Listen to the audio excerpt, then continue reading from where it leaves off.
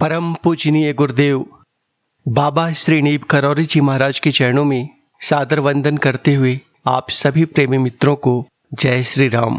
बाबा की कृपा का आज जो मैं अनुभव आपसे शेयर कर रहा हूँ, यह अनुभव मुझे मिसेज रेणुका राव ने भेजा है और यह अनुभव उनसे और उनकी बेटी मौली श्री से जुड़ा हुआ है।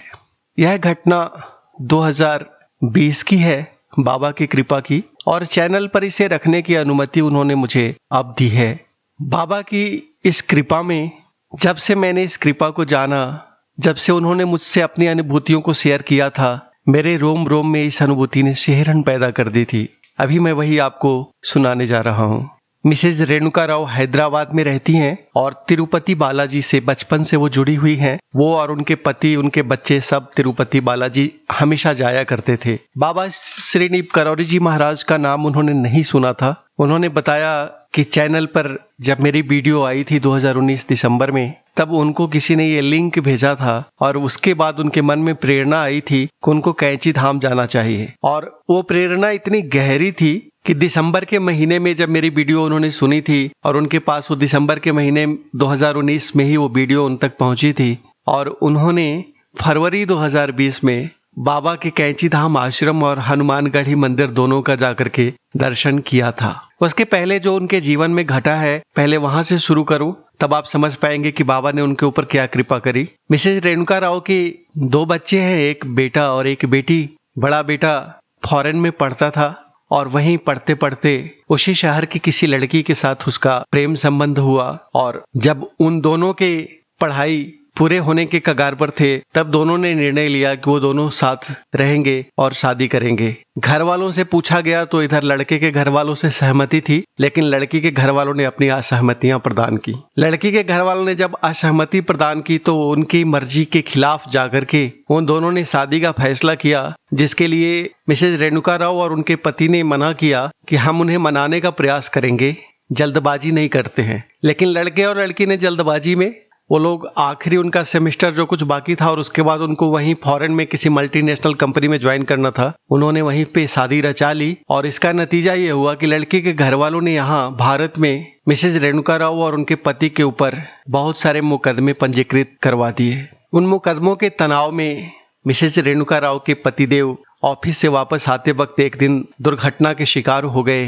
उनकी कार दुर्घटनाग्रस्त हो गई और उस दुर्घटना के बाद अस्पताल में संघर्ष करते हुए अगले 7 दिनों में उनकी मृत्यु हो गई। मिसेज रेणुका राव बताती हैं कि परिवार एक तरह से पूरी तरह से बेसहारा हो गया। लड़का ने भी साथ छोड़ दिया, मुकदमे के डर के कारण उसने भारत आने से मना कर दिया। पिता के निधन के बाद भी वो नहीं आया। उसने परिवार को पूरी तरह से बेसहारा छोड़ दिया और कंपनी के दिए हुए क्वार्टर में वो हैदराबाद में रहती थी।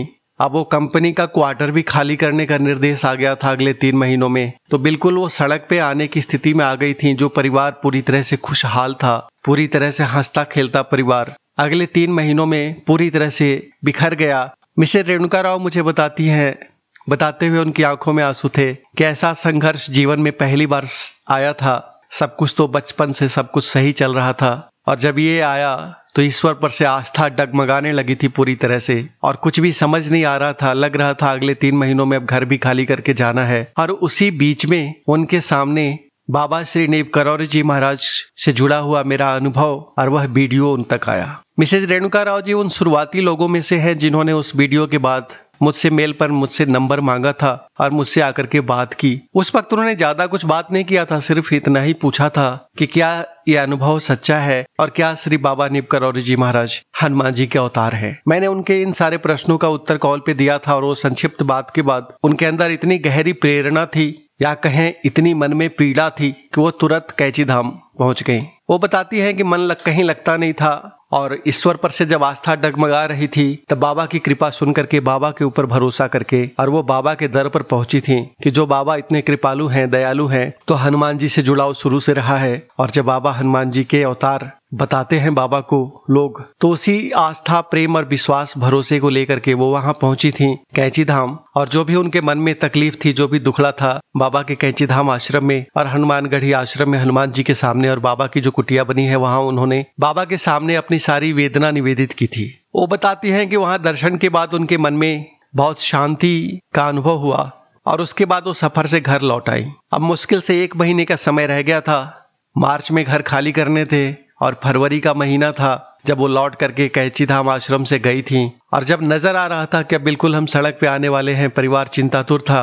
बेटी की पढ़ाई छूट गई थी आगे की, वो भी कोई जॉब की तलाश में लग गई थी, क्योंकि अब घर में कोई जॉब के लिए कोई मेंबर चाहिए जो जॉब कर सके, जो घर में कमाई करके ला सके। तो बेटी जॉब ढूंढ रही थी, कंपनी का घर खाली करना था। उस बीच में वो बताती हैं कि पड़ोस के एक मंदिर में, हनुमान जी का जो मंदिर है, वहां आरती करने गए थे। और वहां से जब वो लौट रहे थे तो वहां एक कमंडल लिए हुए बाबा उनको मिलते हैं और वो कहते हैं माई कुछ खाना वाना खिलाओ। तो वो कहती हैं बाबा मेरा यहाँ से घर दूर है, आपको अभी यहाँ मंदिर आई हूँ, अभी मैं क्या खाना खिला सकती हूँ। तो बाबा ने कहा तुम्हारा घर कहाँ है, तुम इतनी चिंतातुर क्यों दिख रही हो माई। तब उन्होंने कहा कि बाबा जीवन में कुछ भी अच्छा नहीं चल रहा है। तो बाबा तैयार हो गए कि हम तुम्हारे घर में चलेंगे और खाना खाएंगे। तो रास्ते में आते हुए उन्होंने बाबा से संक्षेप में अपनी सब दुखड़ाएं सुनाई और घर में आकर के उन्होंने उनको खाने के लिए दिया। अब देखिए बाबा की लीला।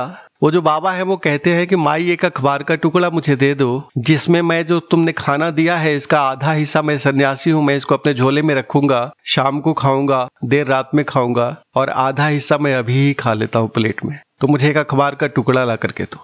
मिसेज रेणुका राव जी कहती हैं कि मैंने अखबार का एक टुकड़ा उठाया, एक अखबार पूरा उठाया और वो ला करके बाबा को दिया। और उसी बीच में हमारी वार्ता चल रही थी कि बेटी हमारी जॉब खोज रही है, पति के साथ ऐसा हो गया, बेटा इस तरह का काम कर गया और अब बेटा भी साथ छोड़ गया है, वो डर के मारे मुकदमे के आ नहीं रहा है यहाँ वापस।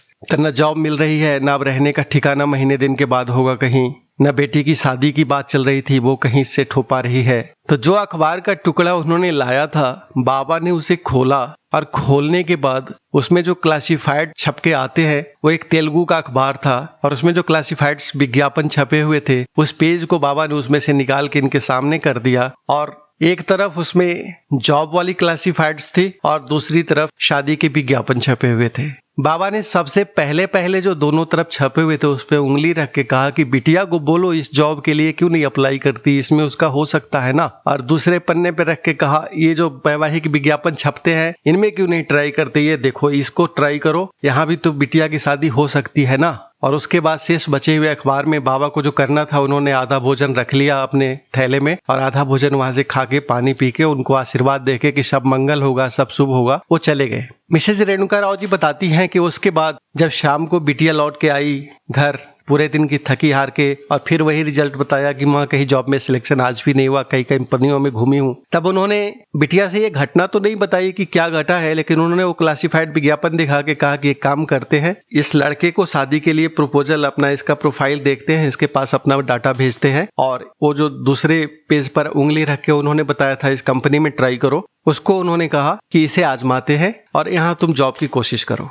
संजोग देखिए या फिर कहिए बाबा की कृपा देखिए कि जिस कंपनी में वो नौकरी के लिए अप्लाई करने जाती है अगले 7 दिन में उसकी नौकरी वहां पे फिक्स हो जाती है, मिल जाती है। और जिस लड़के से शादी के लिए वो प्रोफाइल उसका देती है वो प्रोफाइल में भी उसका सिलेक्शन हो जाता है और शादी के लिए वहां से भी स्वीकृति मिल जाती है कि हम शादी करेंगे, आगे मिलेंगे, बात करेंगे। और जब दोनों आगे बात करते हैं तो अगले 15 दिन में लड़की एक कंपनी ज्वाइन भी कर लेती है और अगले 15 से 20 दिनों में जब बातचीत आगे बढ़ती है शादी वाली, तब पता चलता है कि लड़का और लड़की दोनों एक ही कंपनी में काम करते हैं और उनके ब्रांचेस शहर में 2 अलग अलग ऑफिसेज हैं। तब उन दोनों ने कोशिश करके दोनों एक साथ फिर अपना ट्रांसफर करवा लेते हैं एक ऑफिस में, और लड़के को घर मिला हुआ था। फिर घर छोड़ने की जो समस्या थी वो समस्या का भी समाधान हो जाता है। तुरंत में लड़का शादी के लिए राजी हो गया और शादी के बाद अपनी पत्नी और अपनी सास को अपने ऑफिस से मिले हुए उस फ्लैट में लेके चला गया। और कुल मिलाकर के जो जिंदगी लग रही थी कि अब सड़क पर आने वाला है, अचानक से बाबा की कृपा से वो पूरी जिंदगी बदल जाती है, पूरी दुनिया बदल जाती है। लड़की को पति भी मिल गया, शादी भी हो गई लड़की की, और जो ये परिस्थिति चल रही थी केस मुकदमे की, फिर वो जो दामाद मिला उसने कोशिश करके इन सब मुकदमों को भी खारिज करवाया, जाकर के उनके परिवार को अच्छे से समझाया। तो फिर जब ये मुकदमेबाजी का दौर खत्म हुआ तो फिर बेटे और बहू भी फॉरेन से आने लगे और उनकी भी शादी को दोनों परिवारों ने स्वीकृति अंततः दे दी। और ये सारी घटनाएं 2019 से शुरू होती हैं और वो बाबा के मिलने के बाद 2020 अगस्त सितंबर तक सारा परिवार फिर से सारी परिस्थितियों के बाहर निकल आता है। मिसेज रेणुका राव जी ने मुझे आखिरी बार जब फोन किया था तब उन्होंने मुझसे ये पूरी कहानी बताते हुए ये पूछा था कि सर क्या वो बाबा थे, क्या वो बाबा श्रीनीब करौरी जी महाराज ही थे। मैंने तो उनको इसका उत्तर दे दिया है। आप सभी प्रेमी मित्रों पर छोड़ देता हूँ इसका उत्तर ढूंढने के लिए कि क्या वो बाबा ही थे। मुझसे अगर पूछेंगे तो निसंदेह वह बाबा ही थे। बाबा के सिवा और कौन हो सकता है इतना कृपालु, इतना दयालु, जो भक्तों की पुकार पर सब कुछ ठीक करने के लिए जाने कब किस वेश में कहां कहां पहुंच जाते हैं। फिर मिलूंगा अगले किसी वीडियो में। सभी प्रेमी मित्रों को जय श्री राम।